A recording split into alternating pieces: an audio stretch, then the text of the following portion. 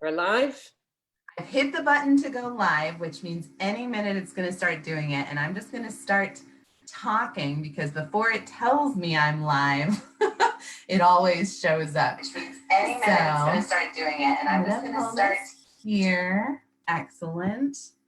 And make sure that we're live over here. If anyone's tuning in to watch us, we're just getting set up here. And I know that we were going to be talking to Lev Ben-Ezra today from the Survival Center. She is the executive director. But as happens with executive directors so often, Lev got pulled away at the last minute and isn't able to join us today. So Jan Eidelson, am I saying that right? Yep. Awesome. Jan Eidelson, who is a longtime volunteer and board member, current board director, former board director. I was a board president and now I'm a board member. Excellent. With 6 years in between off. All right, but you came back, which is so cool. So Jan is joining us today. She's going to fill in for Lev, who we so appreciate helping us organize so that we can still talk about the Survival Center today, because that feels really important for reasons that we will get into shortly. But Jan, thank you so much for being willing to do this, picking this up and running with it. We kind of sprang this on you. And my pleasure. Let's just dive right in. Can you? I have a question, Hannah.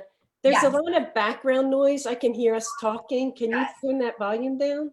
I absolutely will. Because then I'll hear me talking in my own ear. And life is hard enough. Very, very true. Let's see. Is that a little bit better? There is a little bit of double speak. You can't turn the volume down? Okay, I'll try and just focus.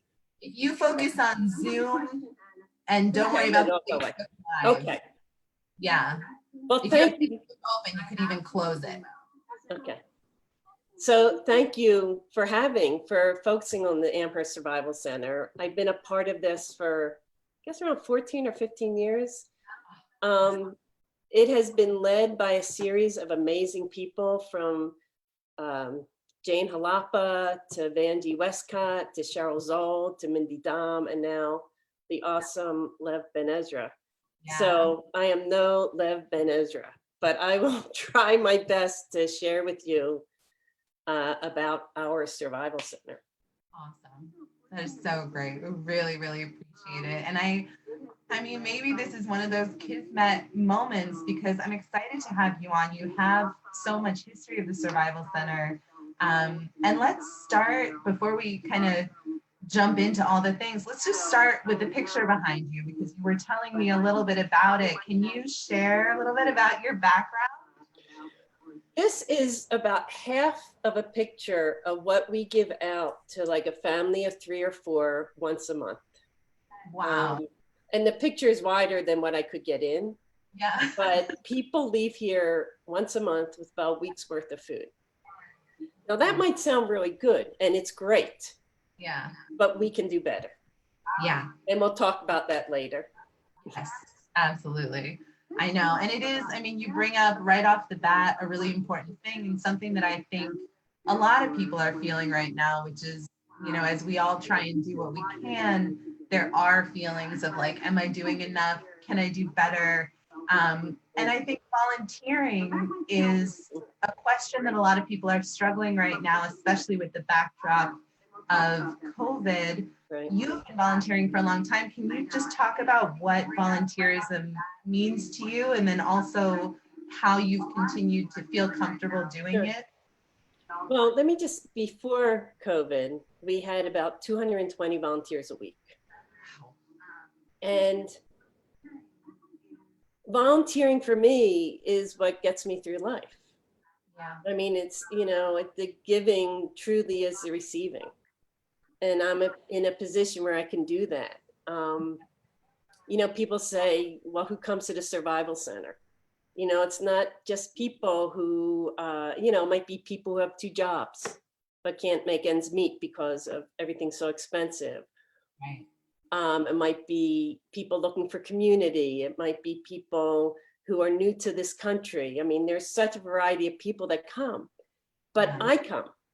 And we have 200 volunteers that come. It's for community. It's to be able to give. I feel really lucky that I've been able to be a part of this. Yeah. And now with COVID, we have had to streamline our volunteers down to about 30 a week because we have to be 6 feet apart. Right. And so I feel really lucky that I can come here so I can feel like I'm doing something. It is really crazy. It's a nightmare out there on so many different levels. And it feels good to be able to come here and do something, you know, get food in and push food out. Yes. Yeah, that's so fantastic. And is the Survival Center, are you still doing the pickups that you usually do? I know I've volunteered before. We pick up from Trader Joe's, Whole Foods, and Right. a lot Every morning we go out and food would be thrown away. Right. But we pick it up, we bring it back here. Now our fresh food distribution is in the parking lot in a tent. And we sort through the good, the bad, and the ugly, and the beautiful produce. We bag it and we have it ready for people. So everyone leaves here with a fresh bag of produce, of whether it's fruit or vegetables or both, and bread. We have lots of bread every day from Atkins and Panera's, and there's a bagel place, Tandem. Yes.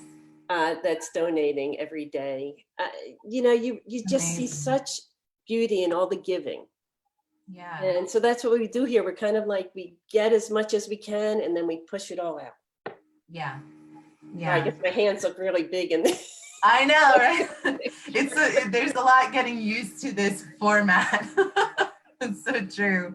So the volunteers, we keep the volunteers really safe and the staff. Yeah. 6 feet apart. We all wear masks. In fact, it feels a little strange sitting here in the office without my mask on. Right. Sorry, been beeped. And the staff is safe. The volunteers are safe. The interns, we have a lot of young interns. And the people that come here, we keep safe. Yeah. So when people come to get their hot meal every day, along with fresh distribution or cold meal, whatever they prefer, everyone's 6 feet apart, where no one comes on the property without a mask. Yeah. Yeah, that's so important. Yeah, and people have been really gracious. Yeah. Really gracious. And if they don't have masks, we give them out. Yeah. We give out about 50 masks a day, whether through our pantry or people that are coming for meals that don't have masks. Right. And why do we have masks? Because the community has sewn so many masks for us. It's that's amazing. It's absolutely incredible. And they're beautiful. Where's mine? I can't find mine, but it has these little elephants all over and it's just beautiful. That's so cool. It's like, and people aren't expecting. Right. Style. But we're a pretty stylish place, actually. I know, that's so great. We've made some masks as well. They're actually available at Kohl's Building Supply, but different ones, you know, Amherst Strong and Amherst Pride, and just trying to make the most of mask wearing because it's not easy and it does make people feel separated and constricted and, you know, just nervous. I think having to wear that sort of keeps us connected to some of our nervousness and fear. And so if we can make it fun, if we can make it beautiful when it's handmade, it does something. It's important. Yeah. It's and we at the Survival Center, I'm really proud to say that the leadership here has been a step above or a step in front of anything that's come down from the governor. We've been doing 2 weeks before. Wow. You know, we started wearing masks a long time ago. We were doing the social distancing a long time ago. And fortunately, when the building was built, not that we knew that this pandemic was coming, but we have a huge dining area. Right. That huge dining area is now our pantry. So we can have someone come in one at a time. And we have pre-boxed foods Yeah. And let's say, like I say, they leave with about a week's worth of food, depending on the Yeah. size of their family. And so they can safely be in our building. Right. And then leave with a lot of food, Right. but not enough food. But Yeah. we'll talk about that later. And the Survival Center, I think some people might not know, you serve about 14 towns usually. Is that right? The pantry serves 13 towns. 13 However, towns. we will serve everybody. Yeah. Someone needs food, they can come to our pantry and get an emergency box. No Right. one is going to leave. As long as they're wearing a mask, Yeah. everyone can get food. And now there's some people that can't get here. Right. So we take it to them. We have increased I wrote it down here. We used to do 80 families we would take out. And most of it was senior housing and now we're doing, we just did 554 homes in May. Oh my God. And we are upping it big time for June. Because people are afraid to go out. We get it. Yeah. You can't use public transportation the way you used to. Right. You know, Right. they're very hard to be social distance. Right. Sometimes people come and they'll be in the car and we'll take it to them. Yeah. In the car. You know, people call on the phone, they're scared. And so if you're going and people think there's going to be a lot of bureaucracy. How do I get food? Right. And I'm like, come in. Come in. They're there, well, I'm afraid to get out of the car. Okay, tell me what you want. There's a form to fill out. You can get it online. If not, I'll bring it to your car. You fill it out. Either way, you're leaving with food today. Yeah.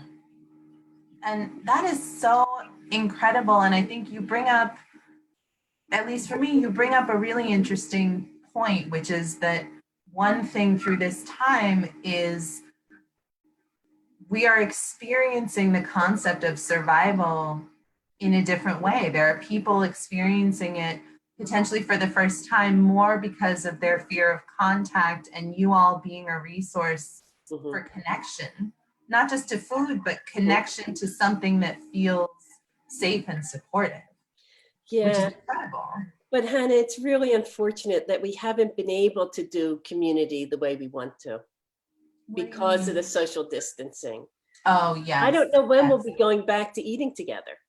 Right. Breaking bread together, you know. We're trying to do what we can. We have music coming in on Fridays now, which has been delightful. Oh, but we're really asking people to come, get what they need, and then leave, so there's more space and less people around. So it's very sad to see the building get reconstructed for COVID. But on the other hand, I'm so glad it was built in such a way that we could continue, and we haven't missed a beat. Yeah. We have not missed a beat.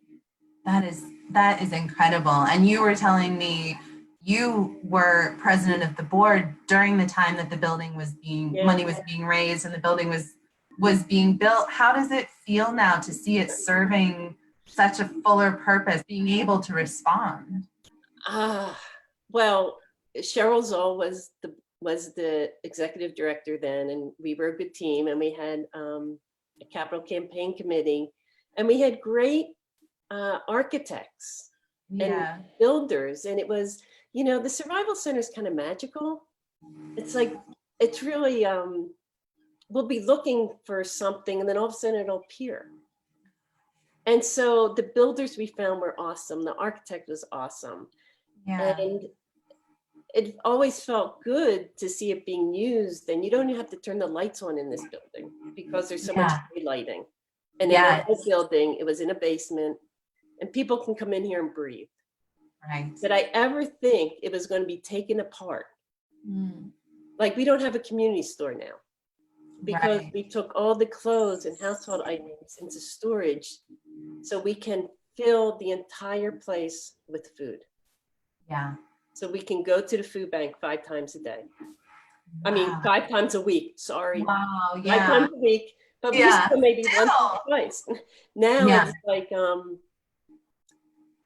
it's crazy. And I used to think of I was saying this, I felt like the building was being deconstructed, but it's really being reconstructed. Right. And that is what the Survival Center has been doing for 45 years. It's meeting people where they're at and what do they need now and how can we achieve that? Yeah. Are there people coming in or needs being served now that you just couldn't have anticipated or that surprised you in some way? I don't know Well, if I that's, think it's the volume, the yeah, volume. yeah, And we have lots of new families coming in. You know, people might be coming for a meal outside in the parking lot, but they learn about our pantry. right. And then they come into the pantry and one by one. And they don't just get food, they get Pampers, they get bladder needs. If anyone's Yeah, incontinent, an adult who's incontinent, they get tampons and pads and dog food, cat food. yeah, Oh my God, there's so many things you don't think of. Toiletries, yeah, you know, yeah, and some of this is donated by our neighbors. We get a lot of food from the food bank, but we pay for a lot of the food at the food bank. Half of it is free, but the USDA wow. is free, but we Yeah. pay and they sell it at a better price Mm-hmm. than if we had to go someplace else. But that's why, well, I talked about the $8. With $8, we can provide 40 meals. Yeah.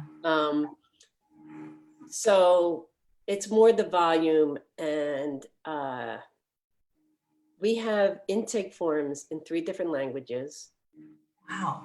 We have everything on our website, so you can even download everything. You can email it to us and call up and say, can I come after? We'll have it ready for you at 3:10 when we close. Yeah. And Yeah. we'll bring it right to your car.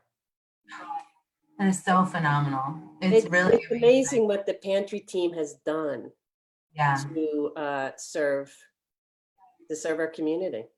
Yeah, it is. It's so, so wonderful. And even now I'm watching, we have folks watching live on Facebook. Oh, So really?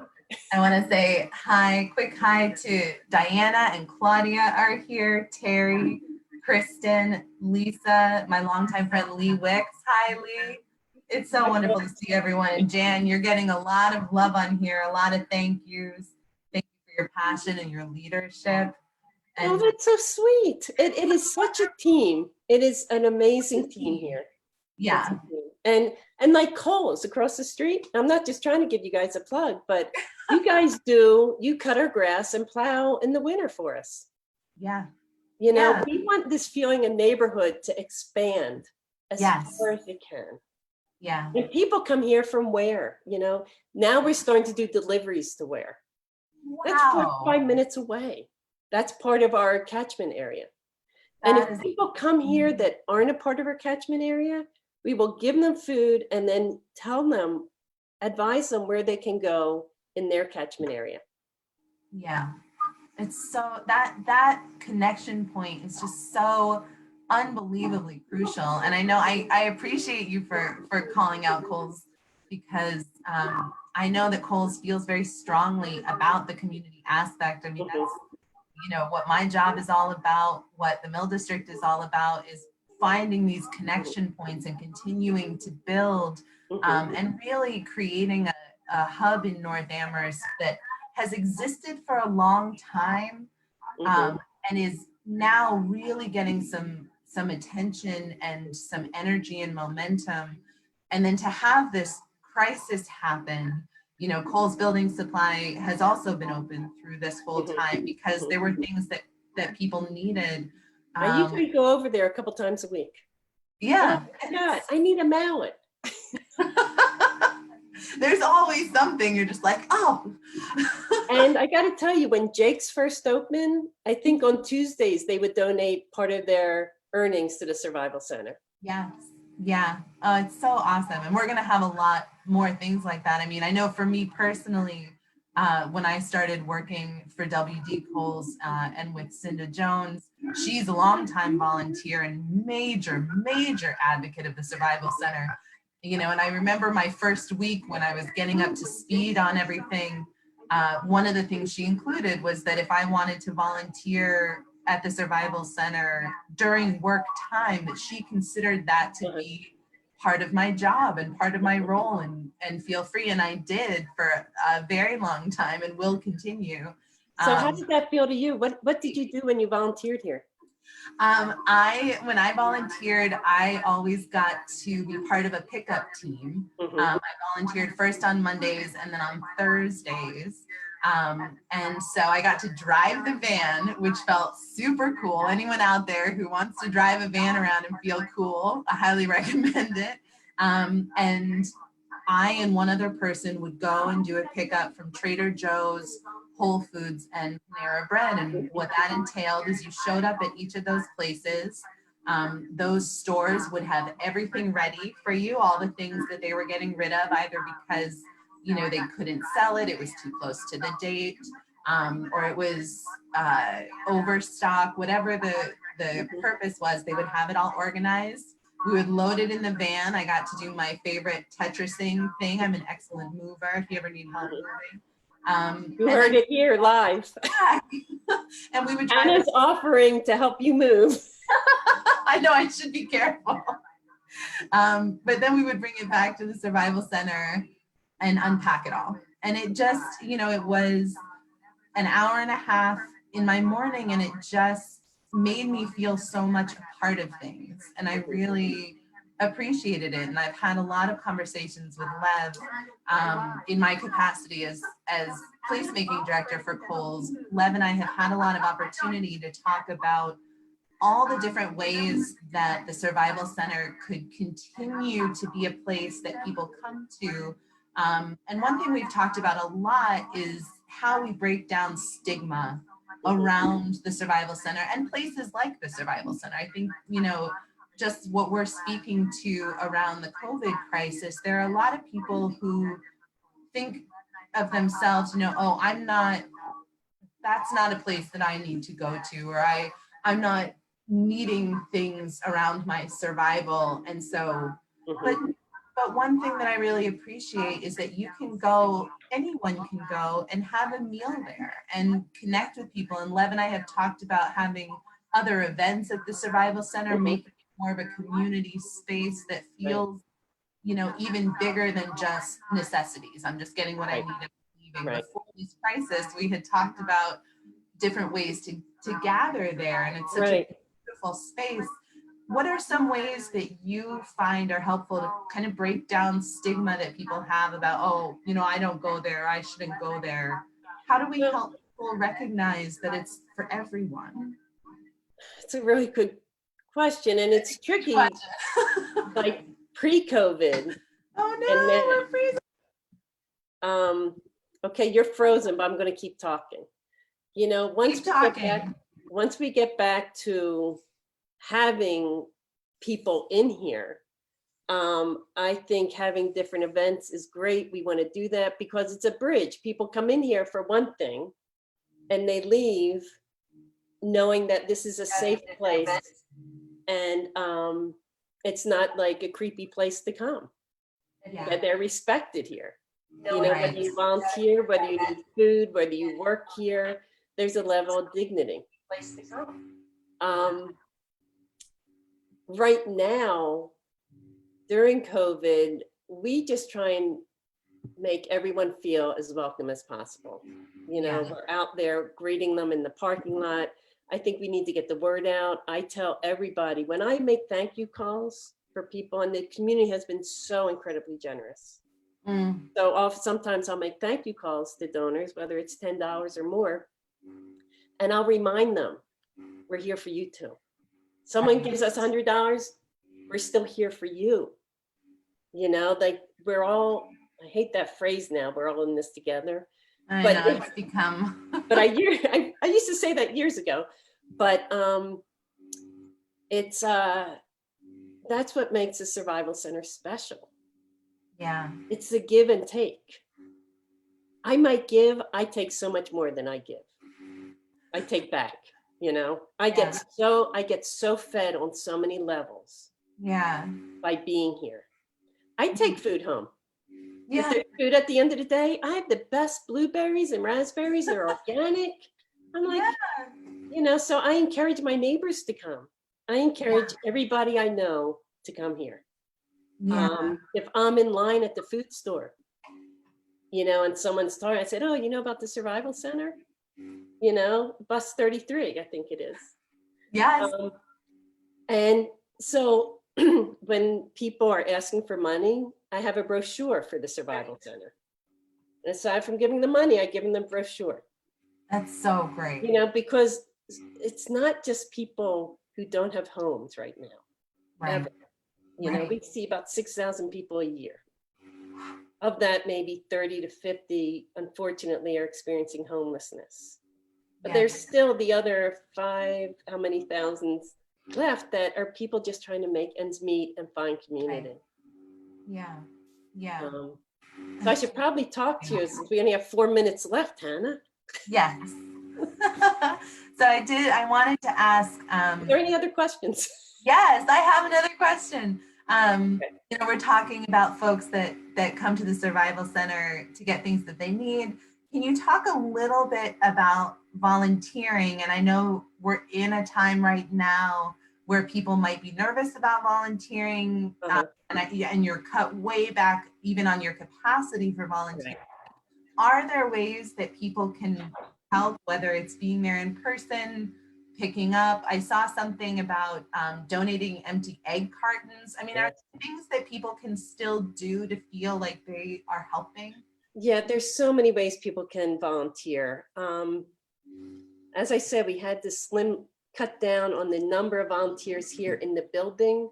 Right. I'd say the most important thing is to tell everybody that we're here and we're here for everybody. Yeah. People that you don't even think of telling, you know, anyone you come in contact with, if you see them shopping for something, if you see them looking for something, hey, they might have it at this. Get fresh fruit every day. Egg cartons are great. We're looking for certain kinds of boxes because a lot of boxes are going out. If you go to volunteer at amherst.org, there's a sign-up list that you can find. Oh, perfect. I will post that on this video. And if you need the pantry, go to Pantry at amherstsurvival.org, and it'll tell you all the different ways we can meet you. The other thing you can do is support us with the CBDG proposal. We're asking the town for $100,000, and I'm going to read this because these numbers amaze me. Yes. So we're giving out about a week's worth of food, and that's not enough once a month. So we want to give out 2 weeks of food for a month, and it'll only cost $91 per Amherst resident that comes to us for the year, which means $8 a month. So we're asking the town for the $100,000. I know it sounds like a lot, but like I said, we have moved out all of our clothing, all of our household items. We are getting food. We are buying as much food as we can. We don't know how long the food will last. We're getting whatever we're allowed to. Fortunately, our community store is on a cement block, so we don't have to worry about weight. Those details, you know, they're important. But we really need the town to support our full request of $100,000. And what are some ways people can help with that? Contact the town council and Paul Bachman, so write to them directly. Mostly Paul Bachman. And it's really a joy and an honor to be part of this organization. I really invite everyone to be a part of it, including using it. I use it every day, you know? And we have really good food. Even though it's outside in a tent, we're serving it. It's really good food, and it's a really special place. And we're here for everybody. Hannah, you should come for lunch today. We're actually I can't come today, but I will come soon. Tomorrow, maybe I'll have come for lunch.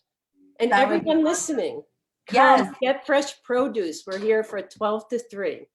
Fresh produce, lunch, sign up for our pantry. We're here. It's so great. It's a wonderful service that everyone at the Survival Center is providing. And I know community members that are so grateful that it's there, and people who have gone for the first time during this crisis and been just blown away by the kindness and compassion, Right. availability of things. And it's also a place to connect. A lot of people are struggling to find places to connect and see other people and feel like things are still going on and still. Right. And I do want to give a shout out to the staff and volunteers again. Yes, please. Because it's an awesome team, and the staff is awesome. The volunteers are incredible. I drive a lot of them crazy, but they keep coming back every day. You test their dedication. Not to test them, but could you go here? Could you go there? Could you do this? But it's really, as a nightmare world we're in right now. Yeah. I'm hoping people can find peace here. That's amazing. Jan, thank you so much for what you do and for stepping in today.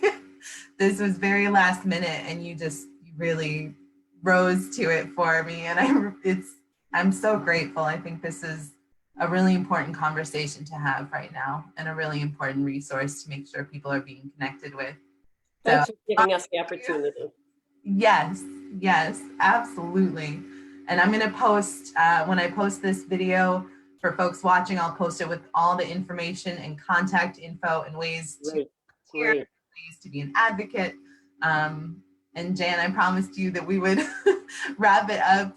So thank you. I've got work to do. I know, we have so much to do. Thank you so much. I hope you have a wonderful rest of your day. And thank you so much, Hannah. This has been great.